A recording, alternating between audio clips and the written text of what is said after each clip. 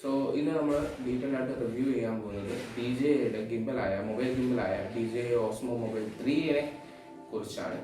So അതിൻ്റെ ഒരു combo പാക്കാണ് ഇവിടെ ഇരിക്കുന്നത്. DJI OSMO mobile 3 just as you can see.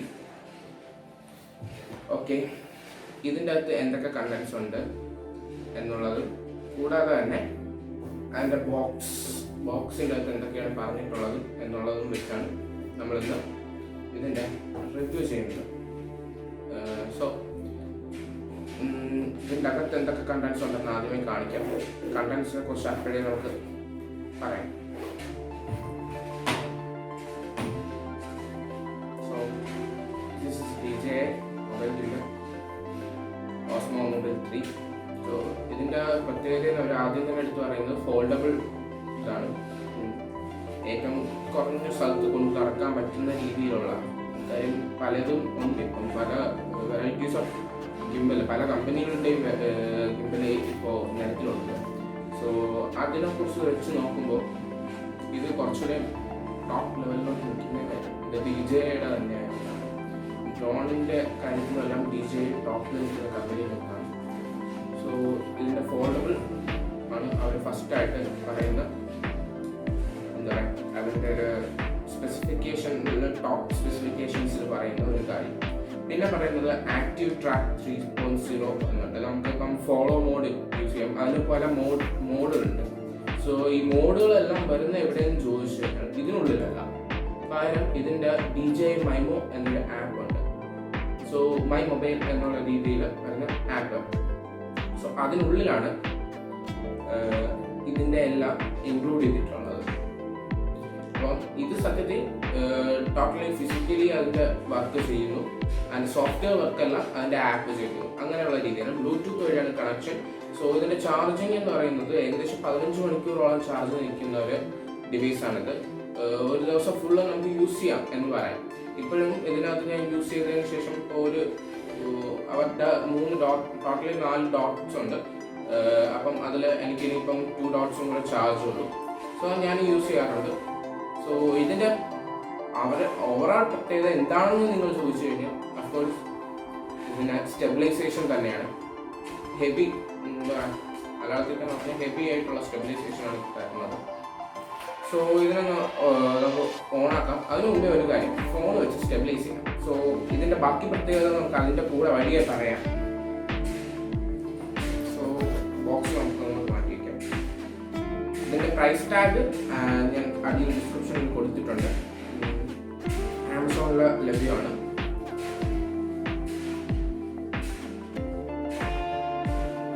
So phone വയ്ക്കുമ്പോൾ ഞാനിപ്പോൾ എൻ്റെ ഫോൺ എടുത്തിട്ടുണ്ട്, ഗാലക്സി M20. സോ അതിന് ഞാൻ ഇതിൽ മൗണ്ട് ചെയ്യണം. ഇതിലൊരു ചിഹ്നം കാണിച്ചിട്ടുണ്ട് എവിടെയായിരിക്കും ക്യാമറ വരേണ്ടത്, എങ്ങനെയായിരിക്കും സ്റ്റെബിലൈസ് ചെയ്യുന്നത്. സോ സ്റ്റെബിലൈസ് ചെയ്തതിന് ശേഷം നിങ്ങൾക്ക് ഇതിനെ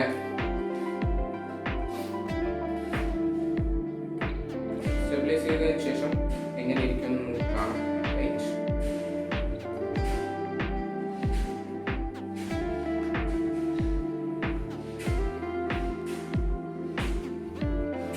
സോ ഇതിന്റെ സ്റ്റെബിലൈസേഷന്റെ പ്രത്യേകത എന്ന് വെച്ചാൽ ടോട്ടലി ഓഫ് ആയിരിക്കുന്ന സമയത്ത് ഫോൺ ഇങ്ങനെ സ്റ്റെബിലൈസ് ആയിരിക്കും. ഇപ്പം ഞാൻ ഫോണിനെ സ്റ്റെബിലൈസ് ചെയ്യിക്കാൻ വേണ്ടി നോക്കിയാണ്. ഇപ്പം ഫോണ് ചരിഞ്ഞ് കഴിഞ്ഞാൽ ചരിഞ്ഞു പോകും. സോ നമ്മൾ കുറച്ച് അങ്ങോട്ട് നീക്കും, അങ്ങോട്ട്. അപ്പം നമ്മൾ സ്റ്റെബിലൈസ് ചെയ്യാൻ നോക്കണം. കഴിവതും കറക്റ്റ് സ്റ്റെബിലൈസേഷൻ വന്നു കഴിഞ്ഞിട്ടേ ഓണാകുമ്പോൾ, കാര്യം അതിൻ്റെ മോട്ടറിന് കേടുപാടുകൾ സംഭവിക്കുന്നു. ഇപ്പം ഏകദേശം സ്റ്റെബിലൈസ് ആയിട്ടുണ്ട്. സോ നമുക്ക് ഇനി ഇതൊന്ന് ഓണാക്കാം. കാര്യം സ്റ്റെബിലൈസ് ചെയ്തതിന് ശേഷം മാത്രമേ ഇത് ഓണാക്കാവൂ. അങ്ങനെ ഒരു പ്രശ്നം കൂടെ ഉണ്ട്. അതൊരു പ്രശ്നമല്ല, അതങ്ങനെ തന്നെയാണ് മിക്കതിലും. കാര്യം അല്ലെങ്കിൽ അതിൻ്റെ മോട്ടറുകൾക്ക് കേടുപാട് വരും. കാര്യം അതിനുള്ള ഒരു വെയിറ്റ് ഇല്ല. ഗിംബലിന് സ്റ്റെബിലൈസ് ചെയ്യാനുള്ള വെയിറ്റ് അവിടെ വേണം.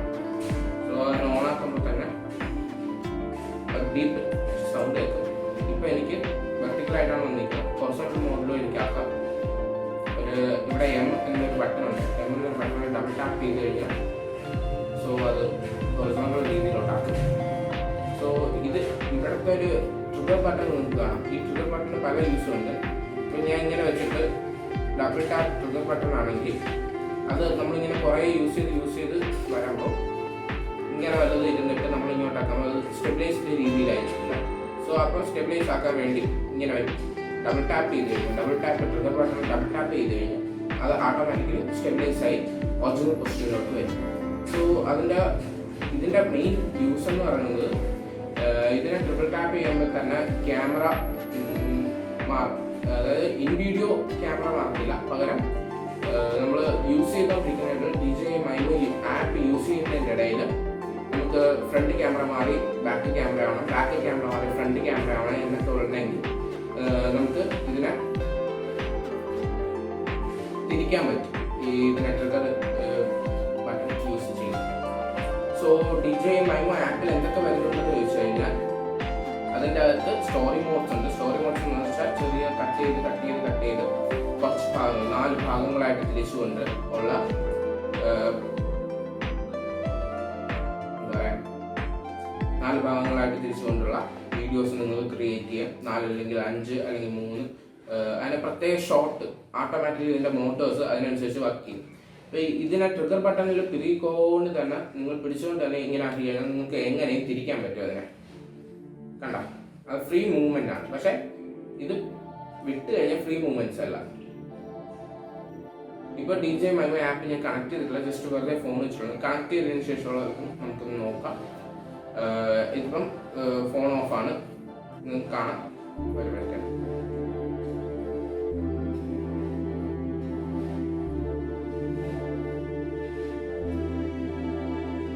ഫോൺ ഓഫാണ്.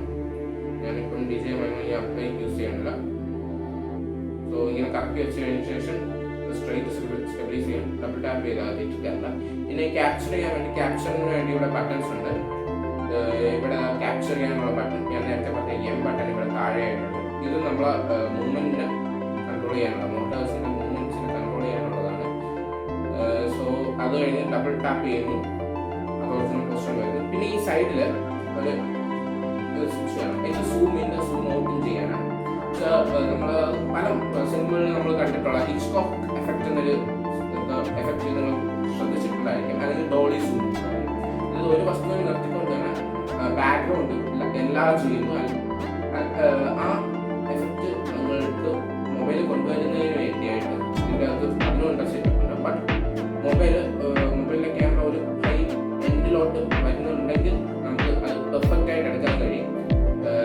ഇല്ലെങ്കിൽ ചെറിയൊരു ലാഗ് അതിനിടയ്ക്ക് വരും. കാര്യം ഫോണിൻ്റെ സോഫ്റ്റ്വെയർ അതിനനുസരിച്ച് പ്രവർത്തിക്കണം എന്നുള്ളതാണ്. ഒന്നാമത്തെ കാര്യം തന്നെ ഇതിൻ്റെ ആപ്പ് ഏകദേശം 200 MB യൂസ് ചെയ്യുന്ന ആപ്പാണ്. കാരണം നമ്മൾ പല ഗെയിംസിൻ്റെ എടുക്കുന്ന ഹൈ ഗെയിംസിൻ്റെ ഏകദേശം പകുതിയോളം വരുന്നുണ്ട് ഇതിൻ്റെ ആപ്പ് യൂസ് ചെയ്യുന്ന സൈസ് തന്നെ. സോ അതുകൊണ്ട് തന്നെ ഫുൾ സോഫ്റ്റ്വെയർ യൂസ് ചെയ്ത് ഹെവി ആയിരുന്നാലേ മാത്രമേ നമുക്ക് സ്ട്രൈറ്റ് ഫോർവേഡ് കറക്റ്റായിട്ട് ഉപയോഗിക്കാൻ പറ്റും. സോ ഇതിൻ്റെ ഫസ്റ്റ് പ്രത്യേകത അവരുടെ സൈറ്റ് എങ്ങനെയാണ് ഇതൊക്കെ കൊടുത്തിട്ടുള്ളത് നമുക്കൊന്ന് ചെക്ക് ചെയ്ത് കൊണ്ടുപോകാം. ഫസ്റ്റ് സൈറ്റ് പറയുന്നത് ഞാൻ നേരത്തെ പറഞ്ഞ ഫോൾഡബിൾ ആണ്, പോർട്ടബിൾ ആണ്, കൊണ്ടെടുക്കാൻ പറ്റും അങ്ങനെയുള്ള എല്ലാം. സോ സ്റ്റോറി മോഡ്സ് ഞാൻ പറഞ്ഞുതരാം. സ്റ്റോറി മോഡ്സ് ഉണ്ട്. അടുത്ത ഗസ്റ്റർ കൺട്രോൾ, നമ്മൾ കൈ വെച്ചുകൊണ്ട് നമുക്ക് കൺട്രോൾ ചെയ്യാൻ പറ്റില്ല. കൈ വെച്ചുകൊണ്ട് ഇപ്പോഴത്തെ ഫോണുകളിൽ നമ്മൾ കണ്ടു തുടങ്ങിയിട്ടുണ്ട്.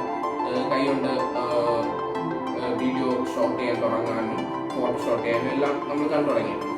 സോ അത് ഇതിൻ്റെ അത് ഇൻക്ലൂഡ് ചെയ്തിട്ടുണ്ട് OSMO ആപ്പിൽ. ഇതെല്ലാം ആപ്പിൻ്റെ പ്രത്യേകതകളായിട്ടാണ് വരുന്നത്. ഫോൾഡബിൾ ഒഴിച്ച് ഇത്രയും വരുന്നത്.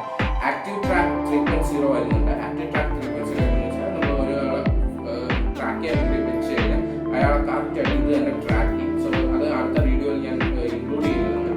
സോ ഇതിൻ്റെ തന്നെ സെക്കൻഡ് പാർട്ട് വീഡിയോയിൽ. സോ അതിൻ്റെ കൂടെ തന്നെ ഇതിൻ്റെ സ്പോർട്സ് മോഡുണ്ട്. സ്പോർട്സ് മോഡ് എന്ന് പറയുമ്പോൾ ഫാസ്റ്റായിട്ട് മൂവ് ചെയ്യുന്ന എന്തിനേയും ട്രാക്ക് ചെയ്യാനും സ്പോർട്സ് മോഡും കൂടെയാണ്. ഫാസ്റ്റായിട്ട് നമ്മൾ മൂവ് ചെയ്തുകൊണ്ടിരിക്കുകയാണെങ്കിൽ പെട്ടെന്നുള്ള ചേഞ്ചസിനൊക്കെയാണ് സ്പോർട്സ് മോഡുണ്ട്. പിന്നെ ക്വിക്ക്